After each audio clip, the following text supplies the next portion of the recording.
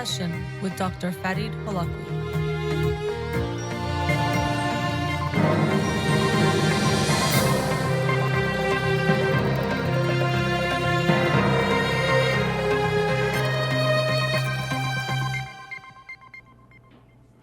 Good afternoon. Welcome to In Session. I'm your host, Dr. Farid Holakouee, and I'll be with you for the next 2 hours here on Radio Hamra. Studio number to call in, 310-441-0555. I'm a licensed clinical psychologist, so you can call in with any questions related to clinical psychology, including any emotional or psychological issues, parenting issues, and relationship issues as well. You can also follow me on Twitter or Instagram, or like my page on Facebook to get updates on the show, or suggest topics or books for the program, and the shows are uploaded at the end of each week to my SoundCloud page and podcast on iTunes and Spotify. Again, our studio number 310-441-0555. The book of the week for this week is You're Not Listening by Kate Murphy. You're Not Listening, What You're Missing and Why It Matters.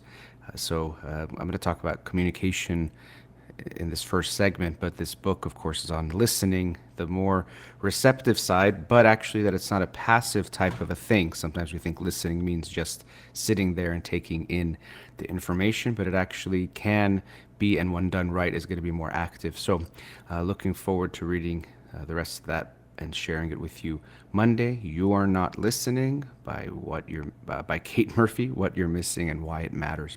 So I wanted to start off today talking about communication, and so in a way the other side of listening and how we talk, and one aspect of how we talk.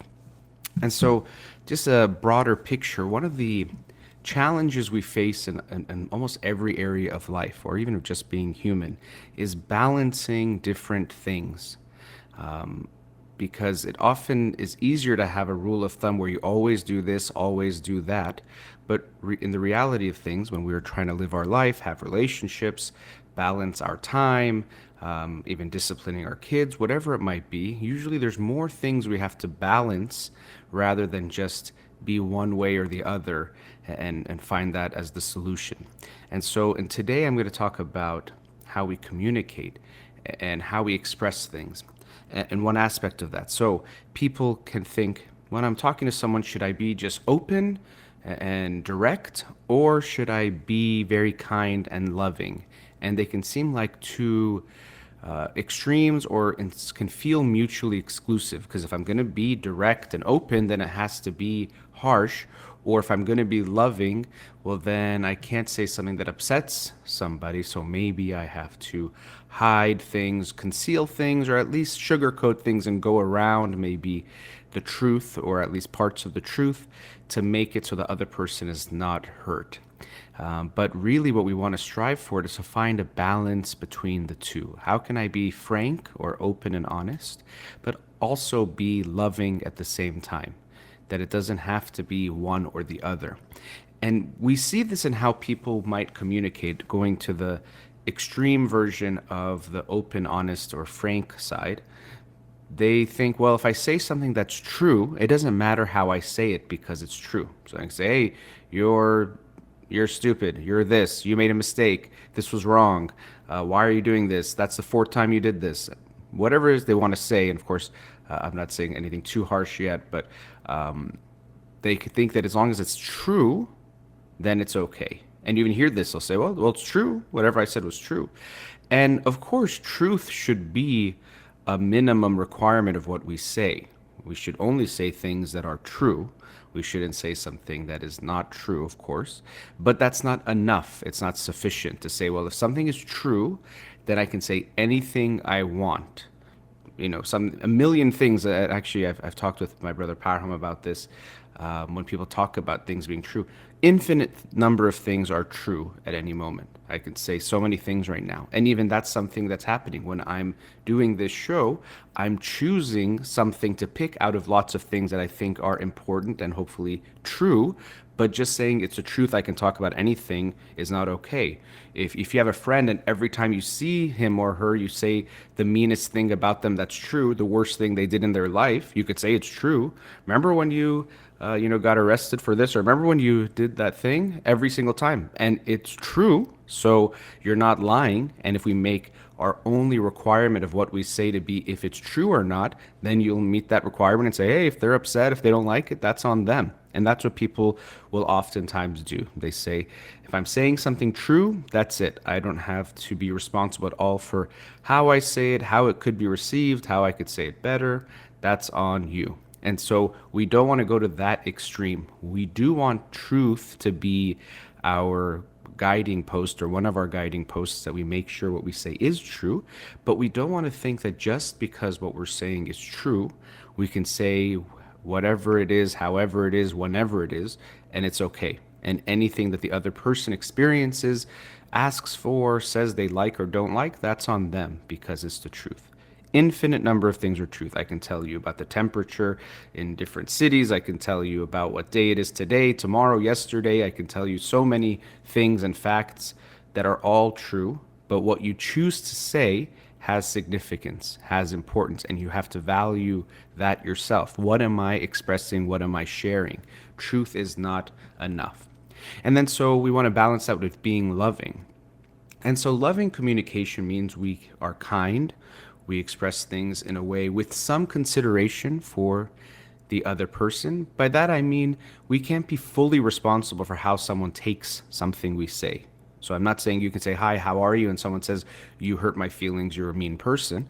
But we do want to be mindful of trying to think of how the person is going to hear what we're saying. So sometimes the analogy I use is we talk about walking in someone else's shoes. Sometimes I say you want to listen with someone else's ears, meaning you imagine how the person you're telling this to is going to take it, which of course is general if you don't know the person very well. But then when you know someone well, and the more you understand them, how maybe they're sensitive about certain things, what they like and don't like, not that you lie or hide what you're saying, but you might be mindful of certain words you choose, certain things you even say to begin with, and certain ways that you express something that might be more kind. So if you know they have an insecurity about something, it doesn't mean you can't talk about it, but you're aware that this is a more delicate topic for them. So in caring for them and being loving in your communication, you'll be mindful of the words you use, the phrases you use, trying not to come off as judgmental. Maybe even they told you a word or phrase that someone in their life used about this topic that really hurt them. You might be aware to not use that phrase. And also just in general, going back to truth, it might be the truth, but you realize it's not important to talk about right now, or I want to be aware of how I talk about it. So the timing matters too if you're being loving in your communication. If, let's say, your loved one is about to go into a job interview and they're a little bit nervous, that would probably be the worst time to talk to them about something they're insecure about. It might be true, but it's a very non-loving communication to tell them something that will make them feel bad about themselves or doubt themselves when they're about to walk into a situation where they're already nervous and about to be evaluated. So again, this goes back to how just because something is true doesn't mean it's okay to talk about it because it's true. That's not enough. So if we're loving, we recognize that when we say something is also important. How we say it, the words we choose. How can I be more kind in how I express this? Even if I'm expressing something, let's say someone I didn't like, how can I present it in a more gentle way with lack of judgment, without a lot of harshness, so that it actually, first of all, will be better for me too, because the conversation goes better, but also it could be loving that I'm not attacking this other person, which won't feel good to them and won't be good for the relationship as well. So we can say things in loving ways with kindness. It doesn't have to be fake. And this is actually where something I've talked about before about being nice can be this bad word that I talk about. Nice, sounds pleasant, but it's actually not something good. Because oftentimes when people use nice as a substitute for loving or kind communication, it means they're being fake and not genuine, saying something they don't mean, or something that's not true, or something they don't feel, just to come off pleasant, be people pleasing, avoid conflict, whatever that might be. And so this could be a form of loving on overdrive. To me, it's not genuine loving conversation, but it's a way of thinking we're being loving, because if our guidepost is I never can hurt you with what I say, well, then likely you're going to have to not be as honest, and you lose that side of the spectrum. You're not going to be as open and clear about what you actually feel and what you actually think. And so you share things in a way that is not true. But you feel like, well, if the only thing I'm supposed to do is make sure I don't hurt the other person, I achieved my goal. And this is where we have to make sure we don't lose being frank or being open and honest as well. That's where finding the balance can be challenging, because sometimes you might say something the other person doesn't like, even if you say it in a loving way.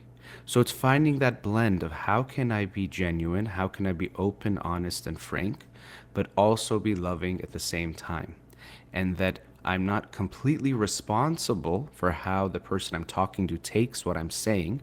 We can't do that. We can't take on full responsibility for how someone will interpret it. And even sometimes we might say something that we know will be unpleasant, but it could be coming from a loving place that we think it's important or significant to talk about. So we're trying to figure out, how can I say something that's honest, open, and frank, but also loving? That I can't just say, if something is true, I'm allowed to say whatever I want. Doesn't have to be loving, doesn't matter what words I use. If it's true, and that's it. And we don't want to say, well, as long as I'm being loving and maybe even not saying some things, that's also good. And that's not going to be good. We can't just be kind to the point where we're afraid to say anything that's important. We have to balance it with being open. Because the issue there is, if we're being overly loving in the sense that we're not trying to say anything that hurts the other person, well, then we're going to leave out a lot of important things about what we feel, about what's going on, about disagreements we might have that if we don't address, we'll keep building. Maybe we see something in the other person that needs addressing. We're worried about them, how they're taking care of their health or their life in some way that we're concerned about. And those are, of course, almost always going to be very uncomfortable conversations. And so, again, this is where, let's say you see a problem, you might say, well, they're doing something wrong. I can tell them in whatever way, and it's on them to take it however they want.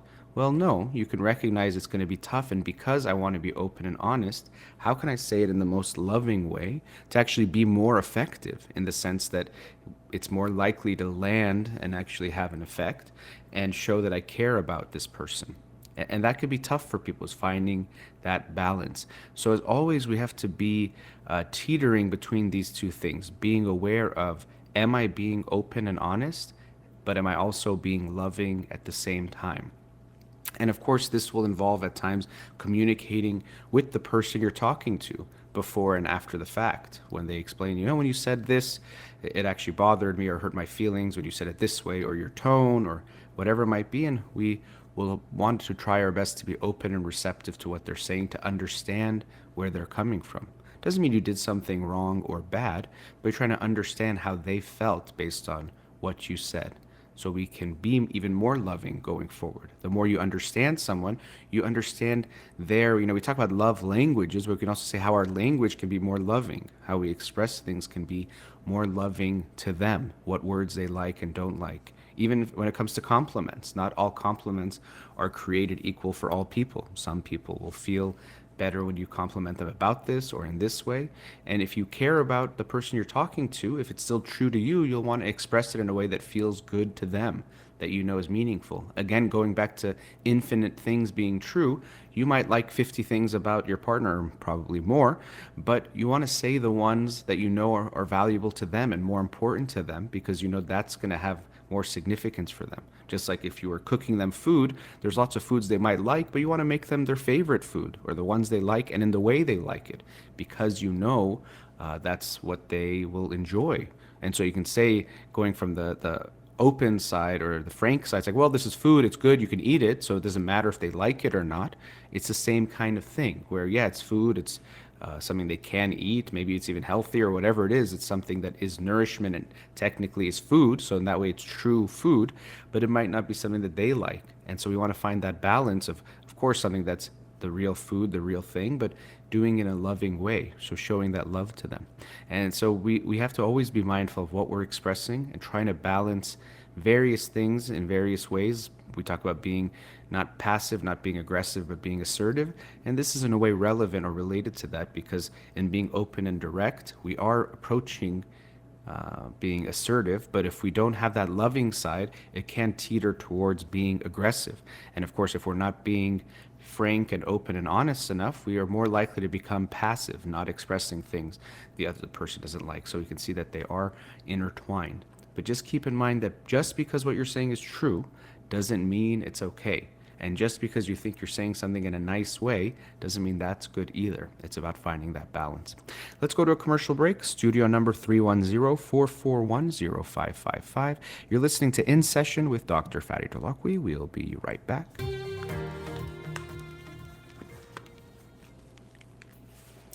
Welcome back. Studio number 310-441-0555. Let's go to a caller. Radio Hamra, you're on the air. Hello. Yes, hi. Hi, thanks for calling. Hi, Dr. Farid. This is, I'm calling from the United States. I have some questions regarding my son. I just want to make sure my voice is coming correctly. I'm sorry. Your voice is coming along with some beeping sounds. Yes, I don't know. right now it's better? Yeah, I can hear you okay. Yes, I am sorry. I have a That's question okay. regarding my son. He is 18 right now. It's a couple of months. In April, he's 18. And I have a problem with him regarding the anger rate. He has it. And then I just want to explain everything before the family history and everything. And then evaluation we did it for him. But lately he has a very very bad anger when we talk about something he's doing wrong. He gets very upset and then he attacks to throw something to us or break some furniture or the glasses or something, and I don't know what should I do. I'm very worried, and unfortunately, we are not in the same page with my husband. And I talked to the doctor, psychologist. Hello. I'm sorry. Yes, That's okay. do you hear me? Yeah, now I hear you again. Go ahead. Yes. I speak with the psychologist, and then psychologist said, if this has happened second time, you should call the police, and then they come and get him, and then they're going to take him to the evaluation or something like that. But my husband is not in the same page with me, and he said, I don't want to ruin his future or something to get for the university. He's going to go, and then I don't want to do that. And I am very worried if, again, this rage anger happened, what should I do? And my husband is not going to help me, and I just want to know. We have a family history of the bipolar schizophrenia in his father's side, and then we did the evaluation for him. They said he does not meet the criteria of the autism, but he has some like the communication. And then maybe he does not feel any empathy, and if he gets sad, he do something wrong, he doesn't come and say sorry, and he said he's blaming the other people. And lately, he's using the e-cigarette, and then e-cigarette get to the marijuana, and now we find out maybe he selling it, and then we told him why you are doing this, and he get angry, and he said, "Oh, my sister report me," and then he then attack his sister's room and break all the heavy furniture, and I am very worried, and I don't know what should I do. I just want to ask you a question. Well, yeah, that sounds like obviously you're in a very challenging situation. You're not sure how to deal with him, and there's lots of schools of thought, like with the psychologist, it was more of a tough love kind of approach, make him face some serious consequences, but you're saying your husband's not on board with that, and that is going to be very important because it's such a hard situation, and even just in general for parents to be on the same page and aligned about what they want to do with their kids in general, but especially when we're dealing with something challenging like this, because there's going to need to be consistency and structure in how you guys deal with him. And if you and your husband are not on the same page, that disunity or lack of being connected is likely to create more harm. Even if you think you're doing the right thing but he's against it, that probably will backfire, even if what you're doing is right or you think is right. So I think it's important to make sure you and him are on the same page. If you want to talk to a psychologist, go with your husband. I mean, of course, if your son comes, also great, but the way you're describing him, he might not be there. But it's going to be so important for you to be on the same page with your husband. So rather than thinking you have to find the right way and do it yourself, you have to find a way that the two of you can be together on, because that's going to be more important than finding just one solution that is the ultimate solution. Because what you're describing to me, it's not an easy situation that I think anyone can say there's one way to handle it and that's it. It's pretty complicated. There's a lot of things going on. It seems like he's in a place, your son, in a very bad place. Now, what's going on exactly? Is there anything related to mental illness going on for him internally? But also, when it comes to anger and rage, we always want to look at what's making the person angry, not saying that how he's expressing it is okay at all. Breaking things or yelling, throwing things is not okay, and we don't want to accept those things. But we want to be aware of, if he's telling us he's angry, maybe how he's expressing it is not okay, but we want to make sure that his anger can be okay, or the reasons for it, we're going to be okay with at least listening to him. And it might be very challenging based on where the communication is at right now, but I hope you can get to that place. You mentioned the selling of things that he might be doing, but you said when he does something wrong or we try to tell him he's doing something wrong, what are other things that come up as issues that you get upset with him and then it turns into a fight? Nothing. If we don't bothering him and tell him why you are using the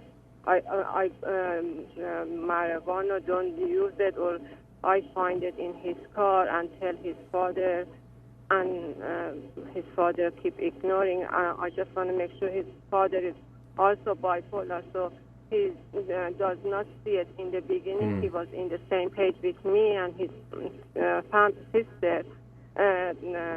Was worried about his brother. I said, Dad, my brother doing this, and is not safe. Every night he using a marijuana, and now we hear he's start to selling it. And he was in the same page with us, and then in the end, my husband turned opposite us, and he get in the same page with my son and ignore us. And he said he didn't do anything, and he just leaves them alone. And I am worried if we don't do anything, his anger again came back and do something worse when he goes to the university or later on or something. But if we don't bother him, he uses whatever he wants, the drug or anything, and go to the university, make his breakfast or lunch. He doesn't bother us. Okay. So, when it comes to things like, you're saying the marijuana, obviously I'm not going to say it's good for him or we want him to do it, but if you make it a battle into, I'm going to make him stop smoking, or I'm going to tell him, why do you do this? And he's going to stop.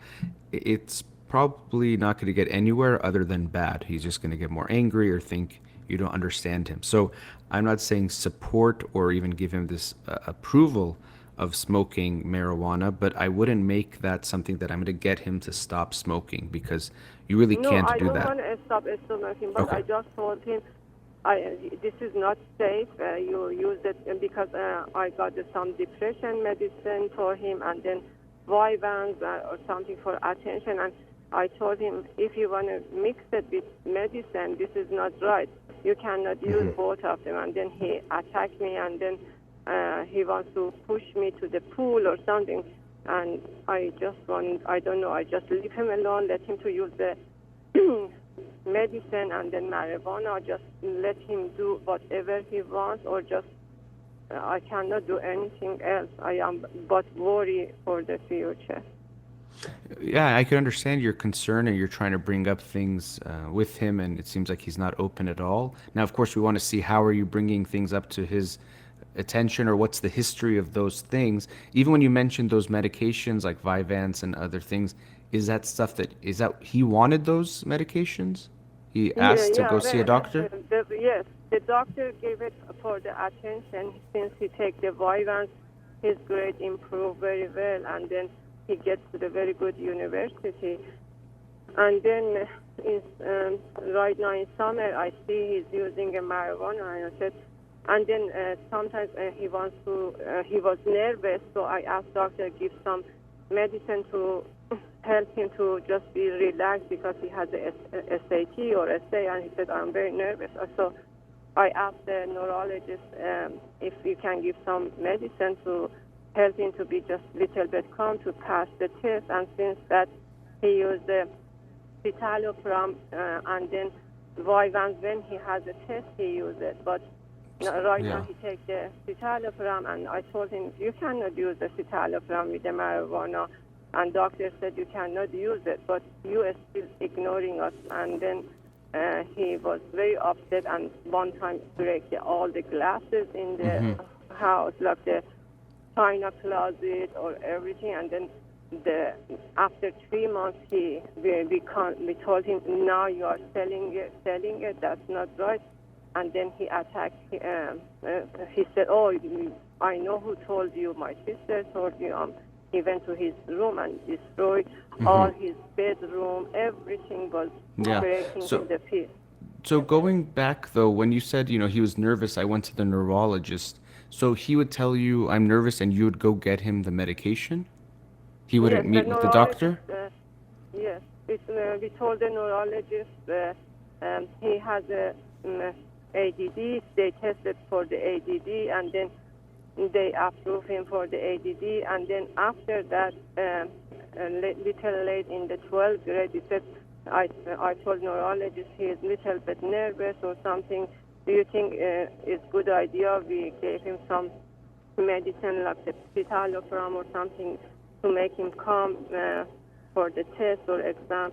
He said okay, and he prescribed the citalopram since maybe 6 months or last year in the senior year. He Yeah. used the citalopram, and But he there's wants something, to better. let me stop you there for a second. The way, there's something in the way you're saying these things. He was nervous, so I went and got him pills for being nervous. One, that just because he's nervous, we give him a pill to calm him down, I don't agree with necessarily. I'm not saying medication's not can't be helpful, or we don't use it as an option, but the way you're expressing it, I'm sure it's much more complicated than that. But still, there's something about that seems a little bit too much like, let's just get rid of something we don't like or a feeling we don't like. And secondly, that you would go get it for him, I don't think is good. He has to go with you or meet with a doctor, get evaluated, put No, the effort we in. went together. Yes, we went Okay, together. okay, They good. did evaluated for everything. So we did. But the way you say it long still, but the way you're saying it, I got him this. No. I Okay. asked the doctor, "Do you think it's good?" We went together. He was under 18 that time. Now Sure. he's just 18 in the 8th grade. But before, because if he was in the 12th grade and he had to do some SAT or ACT, so he was so nervous. So I just, he said, I am very nervous. I can't go to sleep. I am worried about tests or something like that. So I asked the doctor, what do you Okay. recommend? Is that okay to give us some depression medicine or something to him? He approved it, but we didn't go to the psychiatric doctor. Okay, there's something, I'll be honest, something that still feels a little as if you're controlling it a little bit too much, which might relate to what's happening now. I'm not saying everything that's happening is related to that, but the way you talk about him and, okay, he's nervous, I went and got him medication. I know you're saying, well, it wasn't that way, but there's still something in how you're expressing that brings up some dynamics there that might be related to control that he might be feeling, and he maybe liked it sometimes because you would take care of things for him, but it's not necessarily good. And like I said, you're right. If he's nervous and not sleeping, that's an issue. But I don't, our solution should not be go straight to get a medication to deal with that and see what he's doing. Does he want therapy? And even the way you say, I told the doctor, is this good? You're right, the doctor approved, but it's as you're trying to make the decisions, it seems like, for him and for the doctor at some level. And so I'm getting a sense of trying to get rid of the things you that don't feel good, which I get. We don't like something, we want to work on it, but there's some feeling that, well, let's give him some medication to calm him down. And maybe even that gave him this message to use things to calm down or don't have feelings. And so the way he's expressing his anger and rage is definitely not okay. So I'm not in any way condoning that he can break things and do these types of things. But it does seem like you and him, or as the parents with him, have some power dynamics in place where he's trying to fight back against you. And so controlling him is only going to make matters worse. It's not going to help. So, he's doing something and you don't like it, by telling him, don't do this, you can't do this, it's not going to make him stop, and it's only going to make him more angry. And I'm not saying you have to say, do this or support it, but we have to be aware of when we bring up something to him, we have to be mindful of how we tell him what's going on. So we're at a commercial break, but I want to continue our discussion about what's happening and what you can maybe do. It's a very challenging situation. So I'm going to put you on hold and we'll talk after the break, okay? Thank you. Thank you. Sure. You're listening to In Session with Dr. Farid Holakouee. We'll be right back.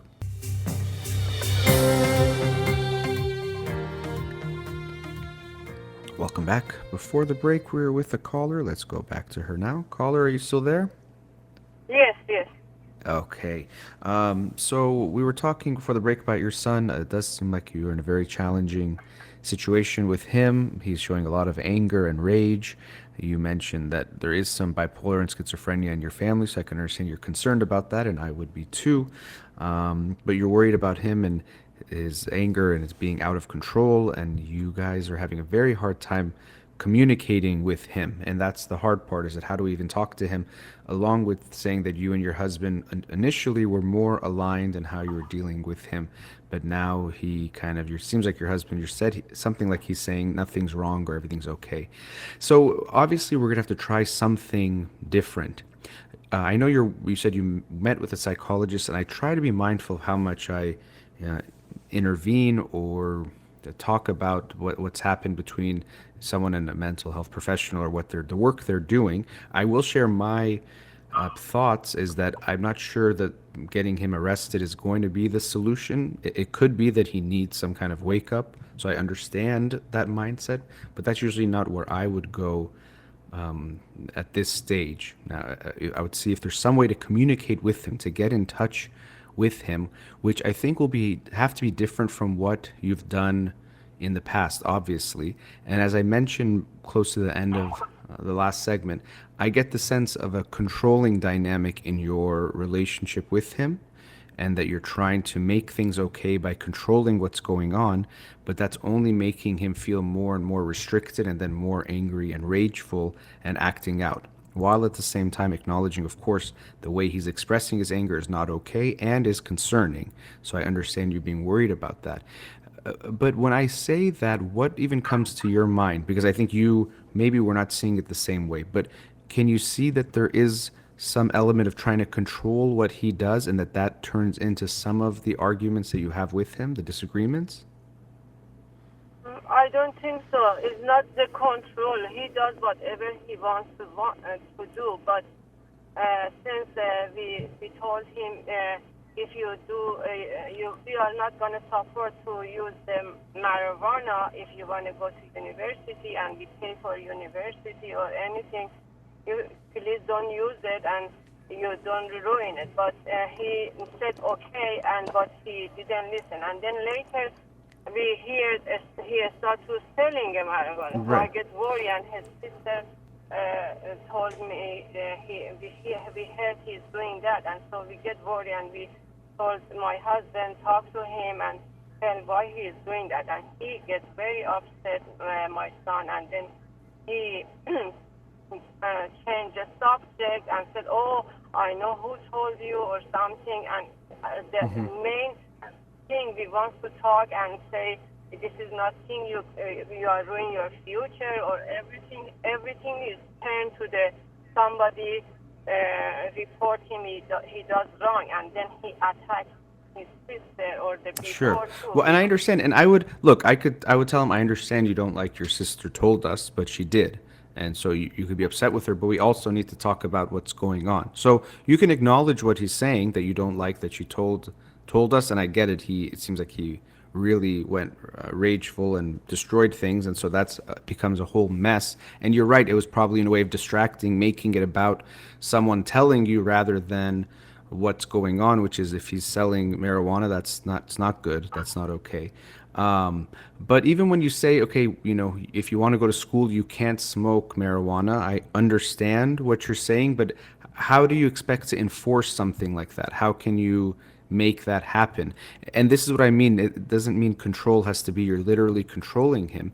But if you shift the dynamic to let's talk about what's going on, not why do you smoke weed, but I want to understand what's happening, or what do you think is right when it comes to this? And you don't have to approve of it or say it's okay, but you're going to have to make conversations where it's not about you questioning him as why or you shouldn't do this, to actually having a back and forth where he can tell you what's on his mind, what he's doing, and what's going on. We told him we take it to the doctor why you are doing that.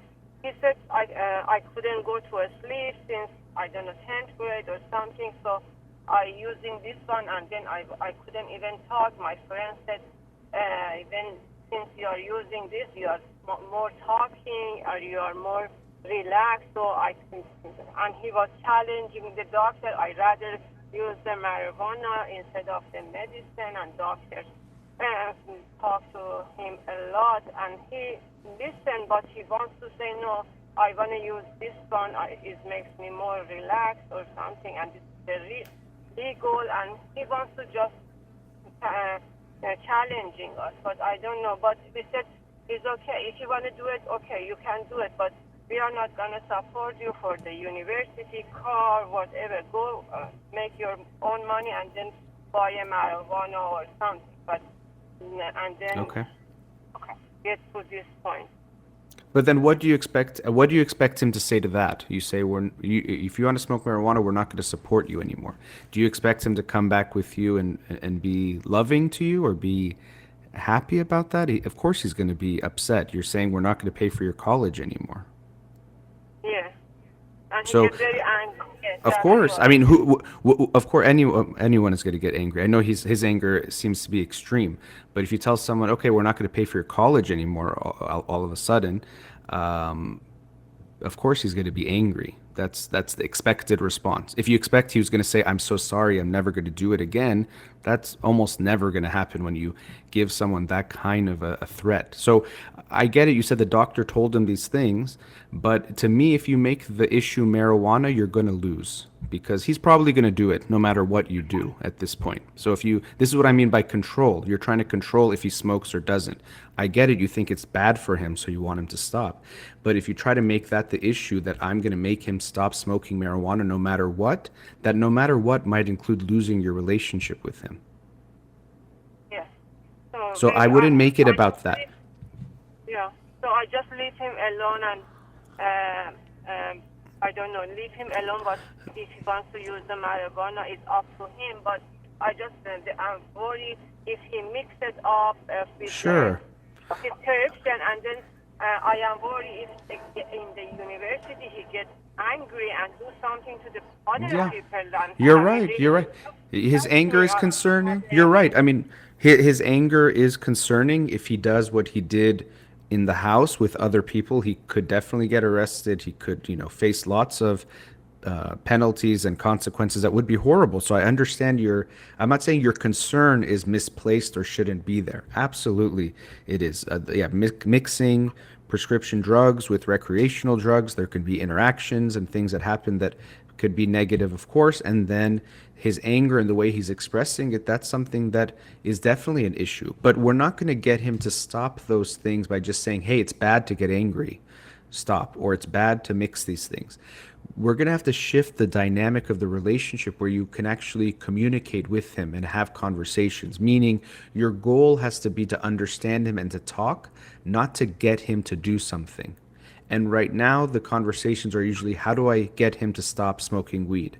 And that's your goal in the conversation, not to really understand him, really hear him, try to see what's going on for him, have a conversation, see where do we find some kind of agreement. We're worried about you because we love you, but we want you to make your decisions because at the end of the day, he is going to make them. He goes away to college. If you want to try to stop him from smoking marijuana, good luck. There's nothing you can really do. And if you make that the focus, you're just going to end up having fights with him, and he's going to hide it from you. He'll find a way, even if he was trying to do that. So what I'm suggesting is it's going to be challenging, but you're going to have to shift the dynamics of the relationship to where it's not about trying to get him to do this or not do this. You want to talk to him about those issues. And of course, I'm not saying at all to ignore his anger. It's not okay for him to do these things, and there can be consequences for those things. And we could talk to him. Even you can say, "What do you think is fair after what happened?" And I get that you mentioned I don't know if it was the psychologist said he has no empathy, so maybe it's very hard to connect with him. And I understand in speaking to you, I don't know the situation. I don't know what it's like. It sounds very, very challenging and difficult. And if he's not at all willing to see the other perspective, it would be very difficult to get anywhere with him. But I hope at least you will try to show him you're going to hear his side more and see if he's open to hearing some more of what you're thinking about or worried about to get to some kind of better resolution. You're in a very difficult spot because the rage you're talking about, once someone crosses some of those lines, sometimes, unfortunately, it's easier for them to go there again. So I can also understand you're scared of him. It sounds like I wouldn't be surprised if you are, because his anger sounds scary. And obviously at some level, that's why he's doing it, to get what he wants. And going back to one of the first points I made, it's going to be so important for you and your husband to be aligned, to be on the same page. And so with him, even rather than saying, okay, he has to do it this way because I talked to a doctor, recognize that if you don't figure out your plan or the way you're going to approach this together, it's almost definitely not going to work. You're not going to solve this by yourself. Yes, yes. So, I hope you can have that conversation with him. Yeah. Maybe talk to him to convince him to go to the doctor, and I just want to be, what is this anger? What is this anger? He does this anger since he was a kid. He breaks a lot of the phone. He breaks he throw the something to her sister's forehead, break his sister's forehead. He did a lot of the thing, and it's getting worse, and now it's getting very worse. And I'm concerned about, there's some, definitely, you mentioned the bipolar and things. There's some concerns definitely there. So again, I hope I did not come off as saying it's an easy solution. This is going to be hard, and he might need even more serious medication than what he's taking, if not now, soon. I'm not saying medication is going to be the solution, but if someone has bipolar disorder, usually it's hard for it to go untreated without medication. It's almost necessary. He doesn't have a bipolar. Well, you're right. They said he doesn't, and I'm not saying he does, but there's some signs that are obviously a little concerning of how extreme you're saying from a young age his anger was. That's not okay. And so even if you could... Maybe they didn't say he has autism, but they said they have a couple of them. Maybe, I mean, I don't know what he has exactly going on that was there. You said something about communication. There seems to be something about impulse control, that he reacts in a certain way, something related to emotional regulation, that he just kind of seems like he can't hold things in, like they become too much, and so it just comes out in these ways. Obviously, none of which are good even for him. So also keep that in mind, that what he's doing, of course, is not okay. I didn't hear you. Okay. What I was saying is, I was going to say, I'm not sure how much you missed, but we have to also keep in mind that, of course, his anger is very hurtful to everyone around him, but it also is telling us that he's not okay. He's hurting. So it doesn't mean it's okay what he's doing or we excuse it, but we know that he's suffering too. He's going through some kind of extreme pain or discomfort that comes out in these ways. And so even with his anger, I know you want to make sure we talk about what he does that's not okay, and that's true, but we also want to show him that we want to understand his anger or why he's upset. Doesn't mean he can throw things, doesn't mean he can break things and yell, but we have to show him that his feelings matter, even if how he expresses them are not okay. But what's going on? Why is he angry? What is he upset about? And he might be upset with you about lots of things. So even when it comes to taking him to a doctor, rather than just focusing on, you know what, you're too angry, or the anger you express is not okay, you have to talk to someone, it could be better to also approach it as, there's things we probably did that were not okay, or that we did that bothered you. And even maybe you can have a conversation where he gets to share that, you're right, like, I don't feel good about this. So you don't attack him about his anger, but my guess is he doesn't think it's okay. Now, initially he might say, yeah, my sister did that and what she did was worse, so I don't care what I did, I deserve to do that. That's sometimes a part of people who express anger very strongly, is there's this feeling of justification that it doesn't matter what I did because what you did was worse, or what you did was not okay. And that can make it difficult to communicate. So we have to also be prepared that when we look at solutions, it might not be something that's going to be smooth. It might be that he's dealing with so much that we have to accept that it might be challenging. No matter what we do, he might still have difficulties. He might not be the easiest to relate to, but we're going to have to try to shift our strategy to see if we can understand him better, not try to control certain behaviors as much. Yes, the anger, we can let him know is not okay, but trying to stop him from smoking weed or doing this or doing that, probably we won't be able to do anyway. And try to shift it to try to understand him more, rather than just judge him and tell him this is wrong or that was wrong.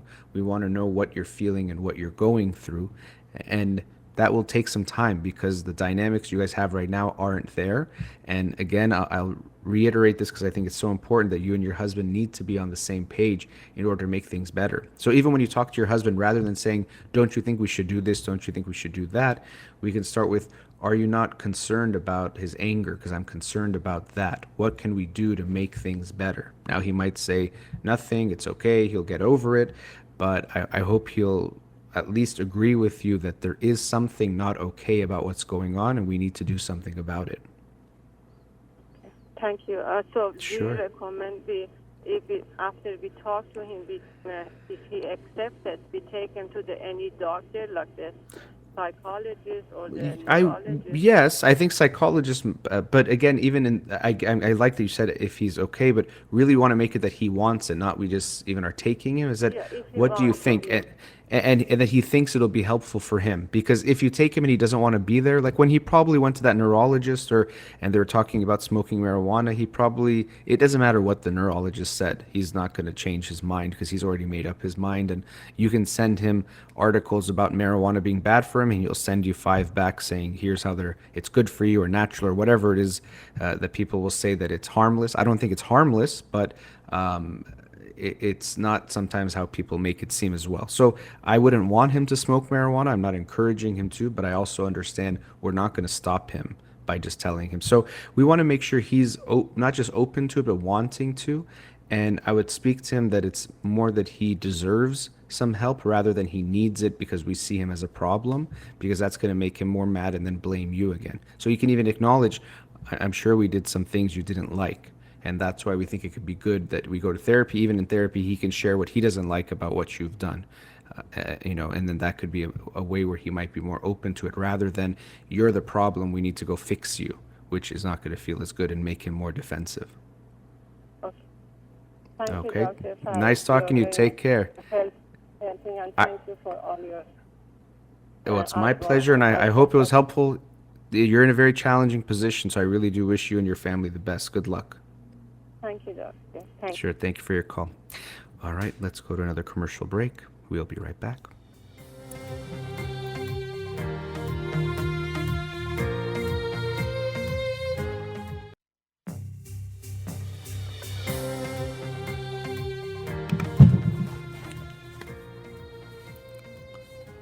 Welcome back. Studio number 310-441-0555. Let's go to another caller. Radio Hamra, you're on the air. Yes, hi. Hi, how are you? Thank you for Good, thank taking you. my call. Sure. My question is regarding my daughter who is now going to be going to the 12th grade. Mm-hmm. She was a top student all through her life, and now at this point, it is critical for her to get into hopefully a good university. I was wondering what you think I need to be, saying to her, or just maybe how to prepare the letters, basically where to find maybe a good advisor in Los Angeles. That's Well, my concern right now. so I'm definitely not an expert on any of those topics. And Okay. to be perfectly honest, I have a lot of, I take a lot of issues with how the educational system in the United States has geared college entrance, where it just becomes this really crazy battlefield It where is. people are trying to become these candidates and not even real people, but just look good on paper and have the right scores and the right extracurriculars. And Yeah. I talk to teenagers, and they're in this club and that club, not because they're passionate about it, but because an advisor told them it's good to have a musical one, a good to have a one that's focused on something social, one that's this, one that's that, and it's just really, I think, heartbreaking. There was a book I talked about recently called Prepared, by, I think it was Diane Tavin or something like that. But I liked that book and that mindset. She was an educator, and talking about, yeah, Diane Tavener. Prepared. I like the title itself. That schools and in general as parents trying to prepare your kids rather than just get them accepted into a school. But I understand the concern about it. What I would actually say related to that, as I said, I'm not an advisor, nor do I really know who's good, is actually, if anything, to put the pressure off on this situation as much as you can. So usually parents think we have to push our kids and make them want to do this more, but really, usually we make it worse. Pressure usually pushes us down, not pushes us up when it's done in certain ways. But so, what are your concerns about your daughter and what's going on with her? Well, from Corona situation in hand, because nobody knows with this situation what's going to happen next. So I can't, bring that up right. Nobody knows. But as a general rule, I want her to just realize where she stands as academics. Not that she should know which major or anything, because I don't put any pressure on her right, at all, and she's not sure, so I'm sure she's going to figure it out. But, if someone is grade 8, let's just say, I think they should realize that and kind of like take advantage of it in a way if they want to. I'm not putting any pressure. Well, okay. I You're not putting pressure on me, but you might be putting pressure on her. But you're saying, so you're saying she's straight A. You're saying you want her to realize what, though? Do you feel like she doesn't realize her potential? Is that what you're worried about? I don't know. I think the good news is she's extremely, in my opinion, she's extremely independent. She's very social. She has leadership qualities that she's been using all through her life, if I remember. So, what are good factors, and liking school, being responsible, caring about grades, has many good friends, always hiking out there, outdoorsy. So, the whole thing seems okay to me. I touch wood here. But, I don't want to put pressure on her, as you just mentioned, to say, okay, come sit down, because she kind of wants to avoid it, and I don't want to pressure her. So if you ask me, what is it that you think maybe she doesn't realize? I don't know exactly, because we never had that kind of time. I just kind of monitor from far away, make sure she's on track, she's healthy, nothing to trouble. By the way, the phone, But then I your phone is breaking in and out a little bit. I can make out most of what you're saying, I think. Because, yeah. I think that's a little bit better, yeah. But I mean, so, it's interesting hearing you talk about your daughter. It seems like you're saying she's doing great. She's socially okay, academically. But maybe what you're saying is you think one is I think you're worried about her not knowing, and she doesn't need to know, because even if she thinks she knows, it might change anyway. People change their mind about what they're going to doing, in their life, even, whatever age. It could be 18, it could be 31 and a half years old, whatever you are, you could figure it out and change your mind. So, you have to be ready that it doesn't matter so much to me what she says she's going to do. And I think you said you're worried about her meeting her potential. We have to let her meet her potential. And if you want to have conversations with her, you're saying it makes her uncomfortable. Of course, these conversations might be uncomfortable in general, talking about these things in the future. But then be aware of, well, what might I be doing that might make it more uncomfortable or might not make her as comfortable? Doesn't mean you are necessarily, but if you want to have those conversations, you have to create the environment for her to feel comfortable. And in just you calling me, I'm very happy to speak with you, but it does seem like you're worried about something that maybe everything's okay. And so if you have that feeling and you talk with her, she might feel this pressure or anxiety from you rather than, you know what, I just want to know what you like. Oh, you like, and even if she says she likes to do something that you think is not in her potential, we should give her that space that, no, you're straight A, you need to go into these fields. No, she can say, I'm passionate about whatever it is. But I get the sense just that from you calling and the way you're feeling that there's an anxiety you have that she's going to feel, that you start talking to her and it's not, I'm curious because I want to understand, I want to know you better, I want to know what you like. It might feel more like an evaluation or judgment of what do you want to do, because I want to see if it's good enough what you want to do. Right.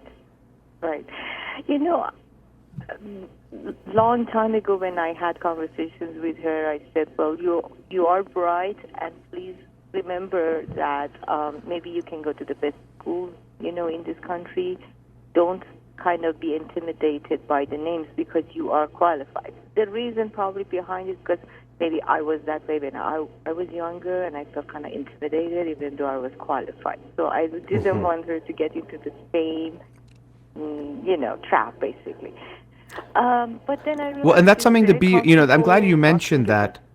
What you mentioned is very important because as parents, we always want to be aware of our own issues and things about us, because consciously or unconsciously, we'll start to pass those on to our kids. And so you have to be aware of, is it really something she's showing that I'm worried about, or is it something myself that I'm concerned about what I did or didn't do, and I don't want her to do that, where maybe she's not showing any signs of that. So we don't want to assume she's intimidated because you felt that you were, Yeah. I kind of explored this situation. At first, I kind of gave her a tip that maybe I shouldn't have, maybe it wasn't even there, and should have kind of asked her first. But then I kind of learned that she's bright enough to kind of, teach me too in a way. So I learned that I'm going to just maybe ask. And then I realized she's comfortable with, let's say, UC school. She's not intimidated. She's saying, okay, let's see which one is good, blah, blah, blah. So I was happy to see that, okay, she's fine. She's not. But at the same time, sometimes when she says at school that's just maybe average, I get a little concerned, and I'm like, should I say anything? Should I interfere and say, what if you just concentrated more, let's say, on UCLA? So when you first. But yeah, I think it's, first of all, most people will apply to, sometimes they'll call them safety schools or other schools that usually is arranged. So I would let her apply to what she wants to apply to. And to be honest, you first started talking, you said, I want to know what I need to do. And my reaction in my head was probably nothing. You probably have to do less rather than more. It seems like she's figuring it out. You're going to be there if she wants to talk to you, to talk about anything, be open to discussing it with her, but not that, the way you're talking about it is like, what am I supposed to do to get her somewhere? Because I think I know where she's supposed to go. Where one, not that I'm doubting you, it's just that anyone, you don't know where she's supposed to go. And two, she is the one that's going to know where she needs to go, because she knows what she wants and what she wants to do, and she's going to find her way more than you're going to guide her to some destination.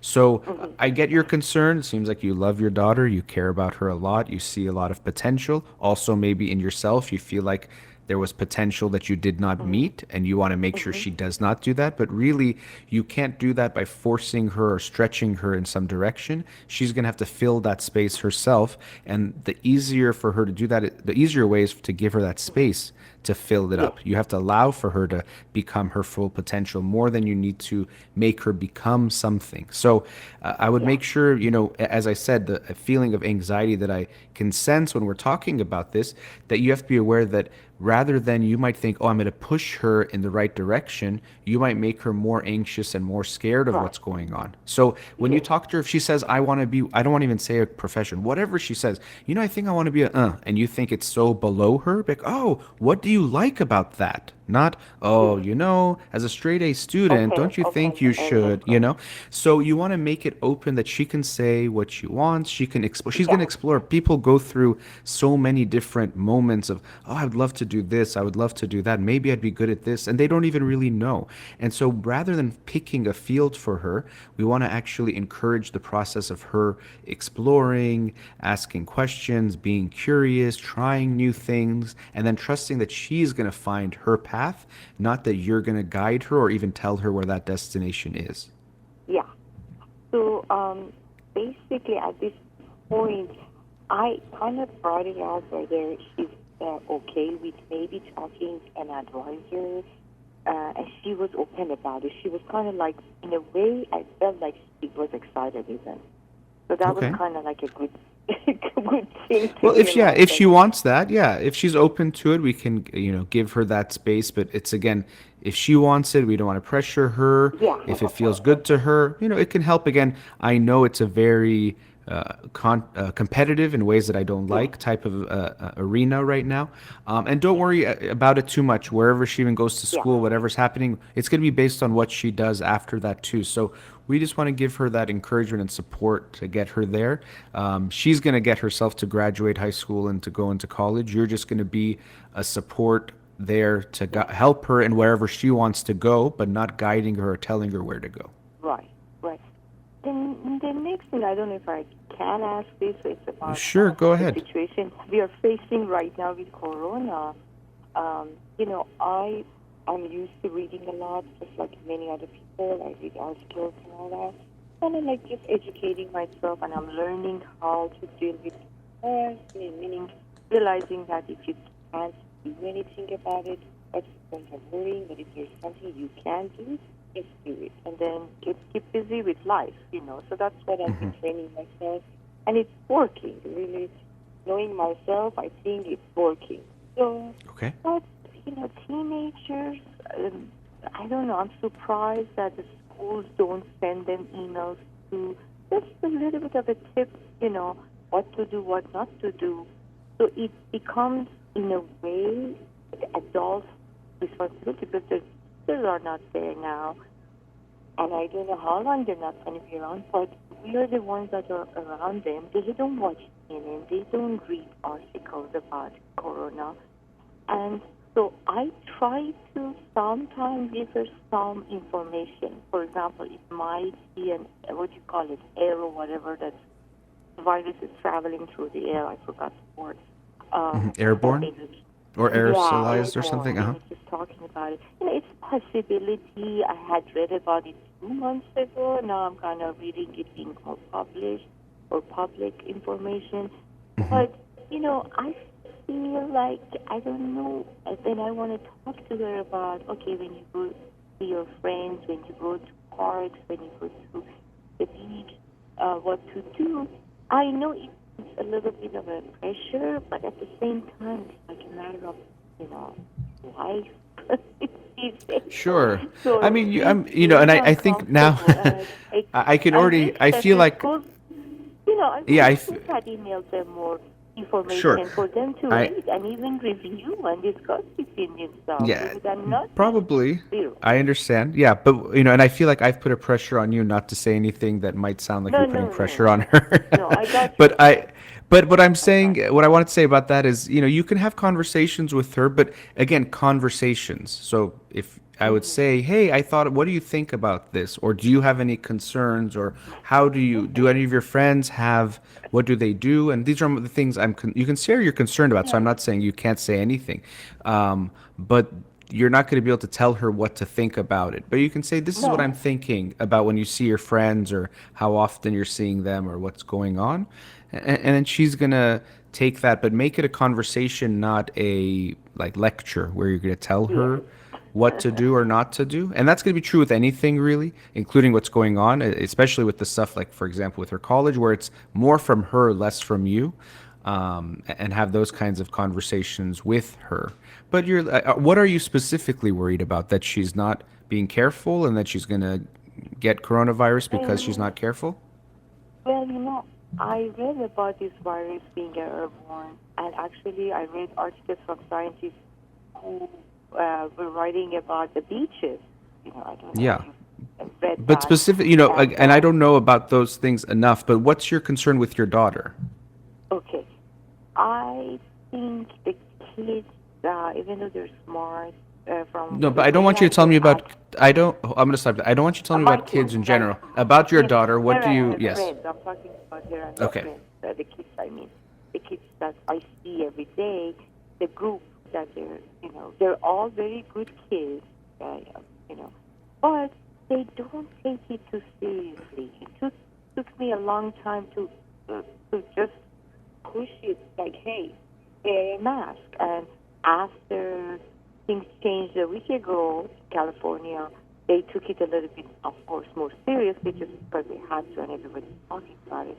But, I was telling her, not a bad idea just to, educate yourself and eat a little bit more. Just be exposed a tiny bit more so you know what is maybe, more accurate and not just media, whether they say yes or no. Just, educate yourself. That's why we go to school. Because my information was a little bit more scary than what we were hearing. And, I adore what the New Zealand did, of course, and not what Yeah. Sweden did. But I'm going to stop you there for a second. What is the question you have for me about this? The question is, without teenagers being exposed to this information regarding corona directly, how can we have these conversations with them nonstop? Well, that's about having, that's having conversations in general. You need to have more of them, but still the sense I get is not that you want to have a conversation. You want her to think what you think about it. And that's not a conversation. Conversation means let's talk. Here's some information I have, but the way I'm getting a sense, and even when we talked about colleges, there's a bit of I need her to think what I'm thinking, and that's not going to be a conversation. And so that could be why you said she gets uncomfortable. There might not feel like there's a comfort for her to disagree with you or have her own opinion that's different from yours. And so she won't be as comfortable if there's that pressure, which I feel a little bit in our conversation too, this pressure that, okay, I have to get her to think this or to feel this or to know this. That's not a conversation. That's you trying to give her orders or inject your mind into her mind. And so if you want to have a conversation, it should feel more light. It should feel more open. Now, maybe with something related to health, it's a little more serious, but still, in general, I want you to think about this theme or dynamic that it could be that when you talk with her, it's coming on more strong than you realize. You might think, oh, I just asked her about something or I told her about something, but her experience might be much more that you're pushing something on her or trying to get her to think some way, or that she doesn't have the space to disagree with you.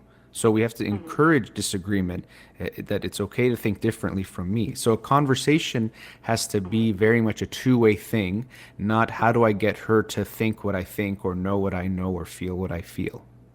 Okay. No. It's challenging. I was thinking Of a course. couple of days ago that we have children, obviously without brochures. Yeah. Very Parenting is independent, the trying to hardest teach job. everything. Yeah. Being a parent is the hardest role or job you can have. So I understand. Believe it or not, I feel like it's the hardest because we are not educated for it. And why not? That's really always Sure. to me. That's Well, why, we're not why- educated in some formal way from the know. outside, but we can do our own work, and I think people should both in for getting married and also in a marriage, but also as parents. Sometimes you can joke that people take more time planning their wedding than they do planning their marriage or preparing for marriage, and Yeah. that's a problem. Even And same driving thing with license parenting. takes Yeah. even more studying than Yeah, raising I a agree. kid. We don't I get agree. educated. So then And afterwards we have to fix it. Which we well, not can't, just fix because it. now we don't know Well, anything on top of anything again. Well, I wouldn't say you can't. It's not about fixing. You can't change the past, but we continue growing. Everyone makes mistakes, and even if you study everything, you're going to make mistakes, but that's okay. Right.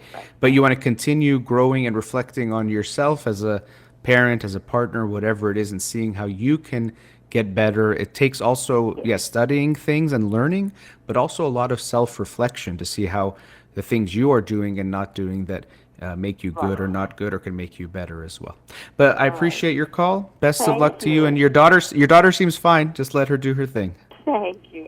Nice talking to you. Take care. Thank you very much. All right. Sure. Appreciate it. Let's go to another Bye. commercial break. Another commercial break. Studio number 310-441-0555. We'll be right back.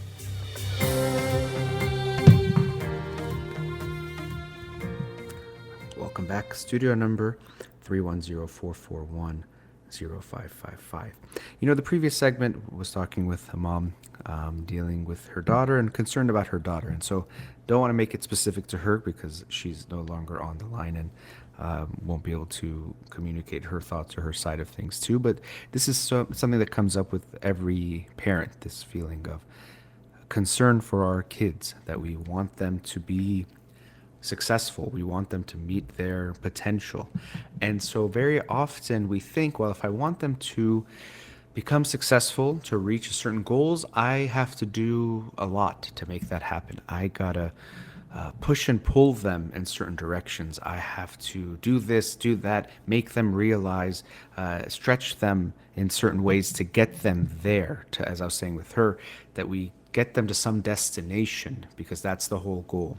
Rather than recognizing, one, that whole idea of destination, that we know what's the right life for them or what would be a successful life, fulfilling life, or meaningful life, is not actually something we know. We don't know what the best career is for our child, or what is the best way for them to live their life, or things for them to get interested in. We can expose them to a lot of things, that's great, but we can't assume we already know. So what's actually happening is we think we have to give them the destination, when rather what we want to do is give them the compass and let them find their way. Because what they're trying to get towards, what we're actually trying to create for them when we say make them have a happy life, fulfilling life, a good life, is we're trying to allow them to find that way to what is that happy life for them. Not only that, as the cliched statement kind of goes, it's not about the destination, it's about the journey. That it's not that we just know what the destination is and we march our ways there.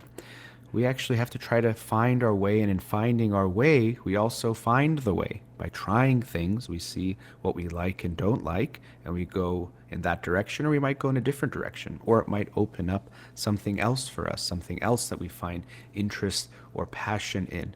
So I can completely understand the anxiety and the feelings about wanting our kids to find what they want to do, to meet their potential, to not sell themselves short, to understand that they can reach for the stars and all the other great things we want for them and try to tell them. But we have to recognize that we can't take them there or push them there. They're going to have to carry themselves there.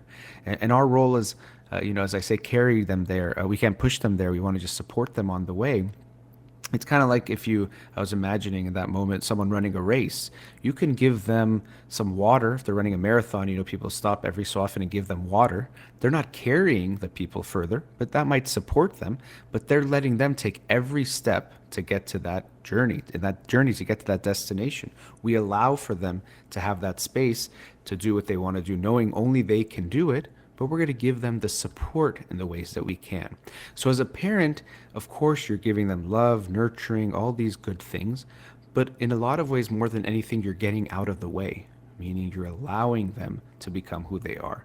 I use this analogy a lot because I really like it, of imagining that your child is a seed that you have been given, and you're given this seed, this wonderful, unique thing, and you don't know what type of plant it is going to become.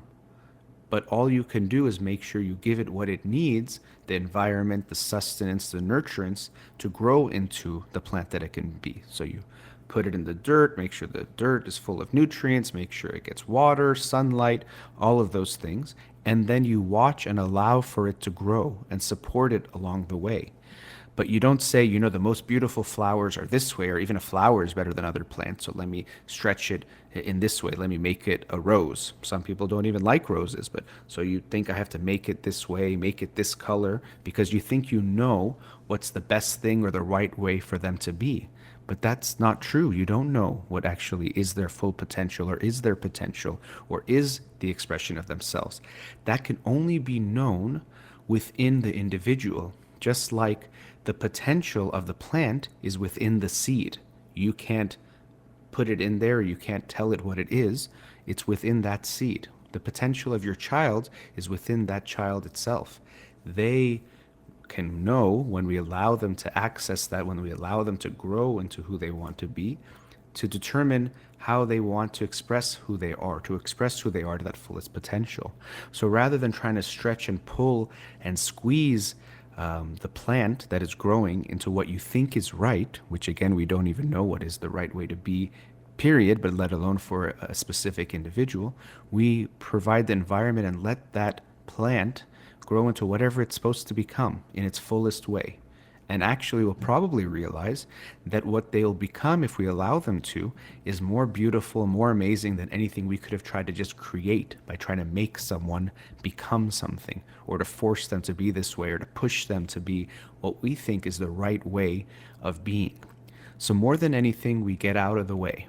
We give them love, we give them support, and more than actually telling them become this or be that, we can teach them values or things that are important in life, and those can be important to understand and make sure you're living a value-driven life yourself, but also parenting in a value-driven way, and then let those be the kind of North Stars or guiding posts that allow your child to recognize what are things that are good. For example, working hard, doing things that are kind, doing things that help make the world a better place, but then within those values, finding their way of expressing it. So really, we've been blessed when we're given a child with the seed. We don't know what that seed can become. We definitely don't know what it should become, but we are going to give it all the love and nurturing that we can to allow it to grow to its full potential, and then we get to sit back and watch as that potential unfolds and it becomes that beautiful thing, that beautiful plant, tree, flower, whatever it might be, but allow ourselves to enjoy that beauty, and also for that child themselves to enjoy the beauty of what they become when they're allowed to express who they really want to be. Let's go into our last commercial break. Studio number 310-441-0555. We'll be right back.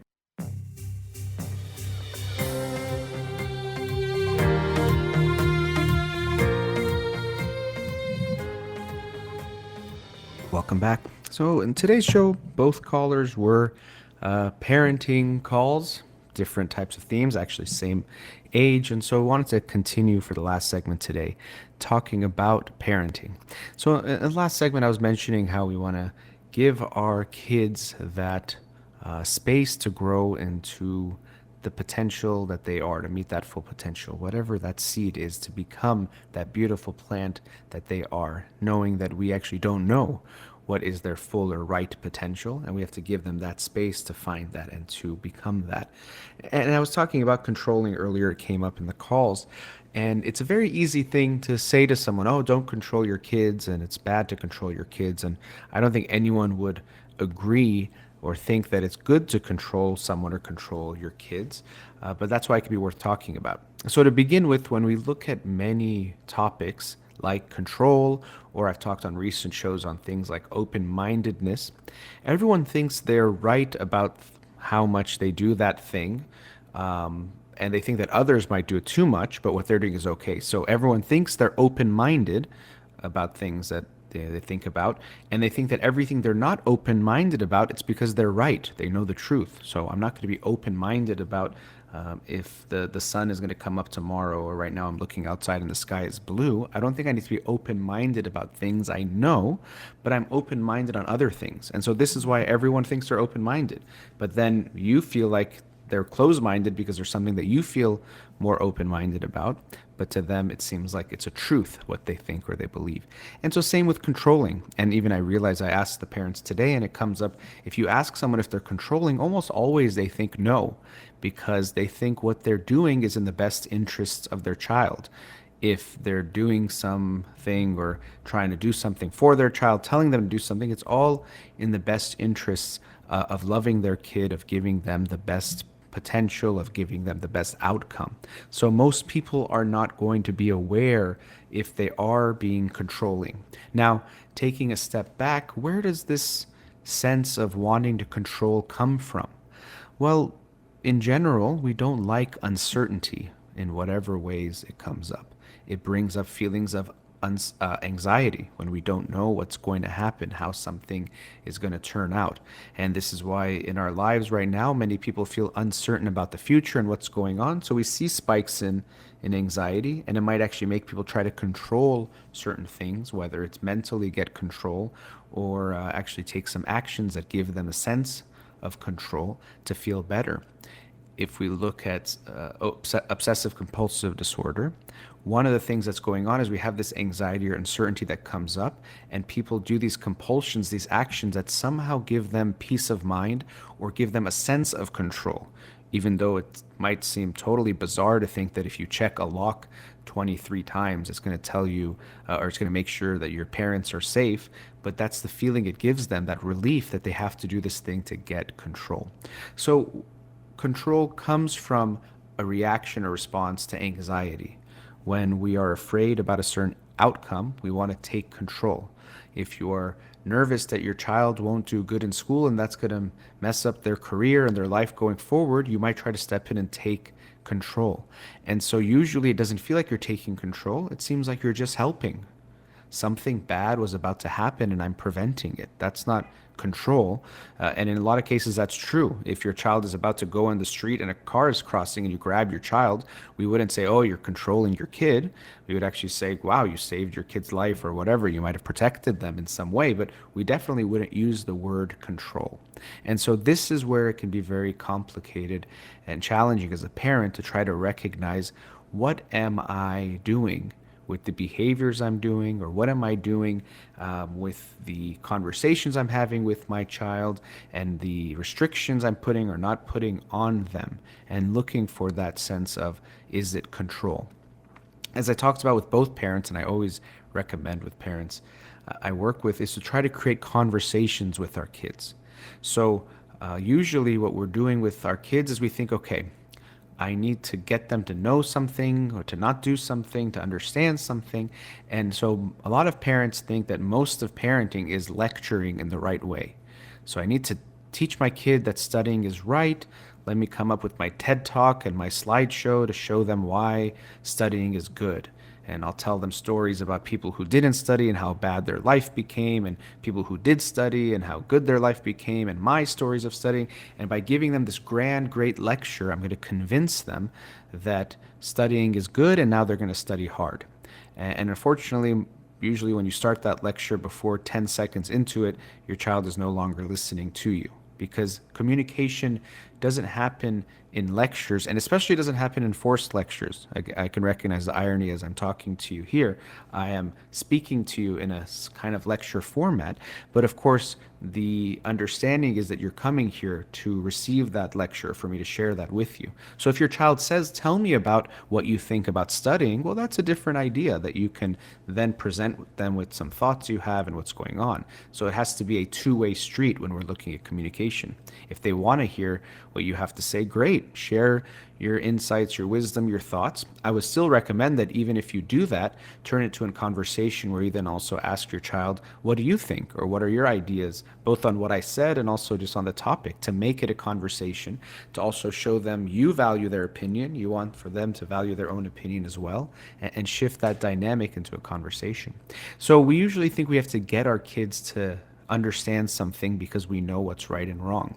And as I mentioned in the previous segment, we do want to instill in them good values, but more than anything, we want to instill in them a compass that they will then find their way, that we're not going to be directing them.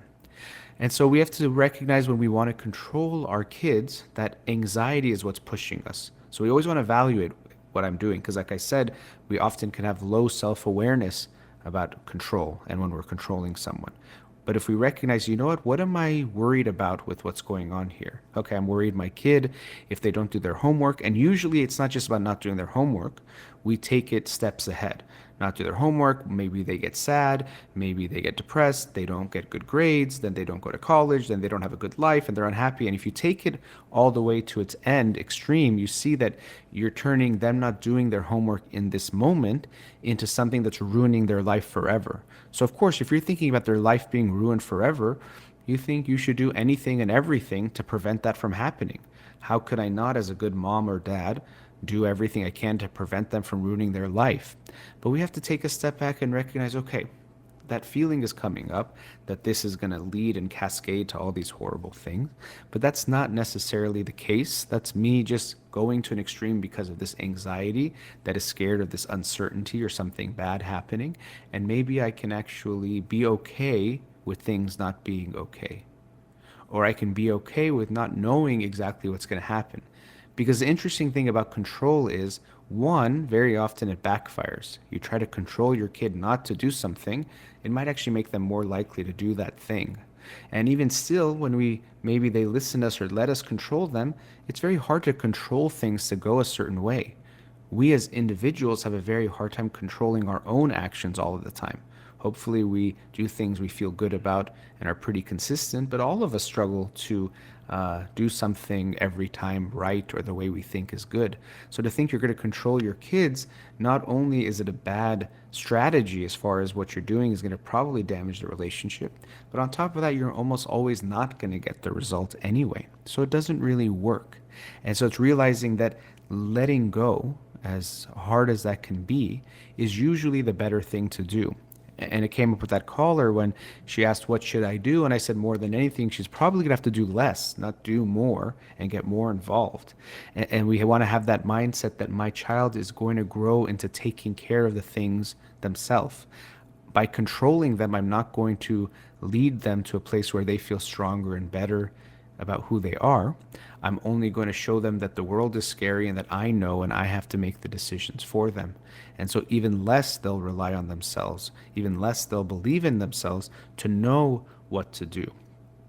And this is why I talk often about our parenting philosophy, and we want to make sure we don't fall into the trap of a pain prevention philosophy of parenting, where we just look at the moment and think, well, what's the way that's least painful or least uncomfortable for my child, and let me do that every time. And it could feel a little bit paradoxical or counterintuitive to many people and parents when you think, is it my job to make my kids happy? Shouldn't I try to make them feel good? And in an overall sense, of course, yes. But it doesn't mean that when they're in a moment, you prevent the pain, which might also prevent their growth. If they're working on a project, it might be hard for them, but it doesn't mean you stop them. You say, good, let me support you, let me encourage you, because this pain is leading you to growth in this moment and overall as a person. So we can't be tied into this moment-to-moment experience of, does my child feel good or bad, and letting that make the full decision. Of course, we don't want our kids to unnecessarily feel pain, but we want them to feel the discomfort or pain that comes with trying something new, that getting pushed out of their comfort zone, making decisions, even if it's hard, and not knowing the result. We don't even know. And so sometimes parents see their kids making a decision like, oh, that's going to be wrong, so let me just tell him the right thing to do, or let me tell her why that's the wrong decision, rather than sometimes allowing them to make a decision and face the consequences and then learn from that. So control comes from anxiety, and it also comes from the space of, I don't want my child to feel pain in this moment and in the future, because we think that's our role as a parent. Rather than recognizing that our role, going back to this analogy of developing a plant, is to let them grow into their full potential. And when something grows, there is some pain. It has to break through certain things in order to actually grow. There has to be some discomfort. And what I always ask parents, and also on an individual level, is this pain towards growth, or is this pain that leads to damage? Pain that leads to damage, we want to avoid, both in ourselves and with our kids. If they're doing something that really is going to damage them in a deep level, that's not growth. That's just going to leave them in a worse situation. But sometimes it could be hard to determine, is the pain they're going through actually contributing to their growth? Because sometimes they can look the same in the moment. They just don't feel very good. And as a parent, you might react and say, oh, they don't feel good, let me take that away. But we might take away their opportunities for growth in that process as well, which actually is not a loving thing to do. Sometimes the most loving thing we can do for someone is to step back and let them go through something. Doesn't mean we're neglecting them, and it doesn't mean we neglect them overall, but sometimes in moments allowing someone to struggle or deal with something, knowing you're there, they have your love and support that you're there, but allowing them to go through it themselves actually is the most loving thing we can do. And this is why when I was speaking to that mother, I was saying, parenting is so hard. And of course, she was agreeing. It's the hardest thing to do because there's no blueprint that it's exactly this time to intervene or the time to let them struggle a little bit. It's not always going to be black and white, and a lot of times it won't be clear. But we want to make sure we're evaluating and thinking about what we're doing. Am I preventing my child from growing? And using the disguise of saying, I love you and I'm trying to prevent your pain. That actually isn't love to prevent growth. That's actually sometimes the most harmful thing we can do. And so controlling comes from this mindset of, I'm anxious, I'm worried about the outcome, I want to make it become a certain way. Letting go means I realize I can't control it anyway, and I'm not supposed to. Very hard to do, but it's something we can always work on. All right, that brings us to the end of today's show. A big thank you, as always, to Ghazal in the studio, who allows me to do the show remotely. You've been listening to In Session with Dr. Farid Holakouee. Have a wonderful day.